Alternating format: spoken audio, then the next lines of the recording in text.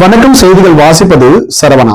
வாணியம்பாடி அருகே அரசு மதுபான கடையில் கள்ள நோட்டுகளை மாற்ற முயன்ற 3 பேர் தப்பியோட்டம், போலீசார் விசாரணை.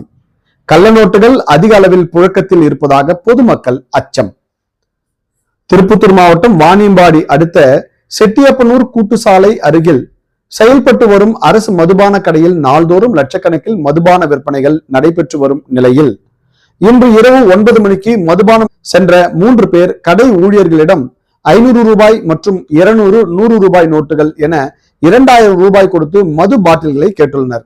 கடை ஊழியர் நோட்டுகளை சரிபார்த்து கள்ள நோட்டுகளாக இருப்பதாக தெரிகிறது என தெரிவித்த போது உஷாரான நபர்கள் அங்கிருந்து தப்பி ஓடியுள்ளனர்.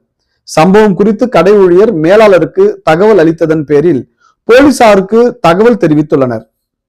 தகவலின் பெயரில் வாணியம்பாடி கிராமிய காவல்துறையினர் விசாரணை மேற்கொண்டு கள்ள நோட்டுகளை மாற்ற முயன்ற நபர்களை தேடி வரும் நிலையில் வாணியம்பாடி சுற்றுவட்டார பகுதியில் தொடர்ந்து அரசு மதுபான கடை, பெட்ரோல் பங்க், டீ கடை உள்ளிட்ட இடங்களில் சிலர் கள்ள நோட்டுகளை புழக்கத்தில் விட்டு மாற்றும் செயலில் ஈடுபட்டு வரும் நிலையில் அந்த நோட்டுகள் தெரியாமல் மீண்டும் பொதுமக்களிடம் செல்வதாக வாணியம்பாடி பகுதி மக்களிடையே பெரும் அச்சத்தை ஏற்படுத்தி வருகிறது. செய்திகளுக்காக விமல்ராஜ்.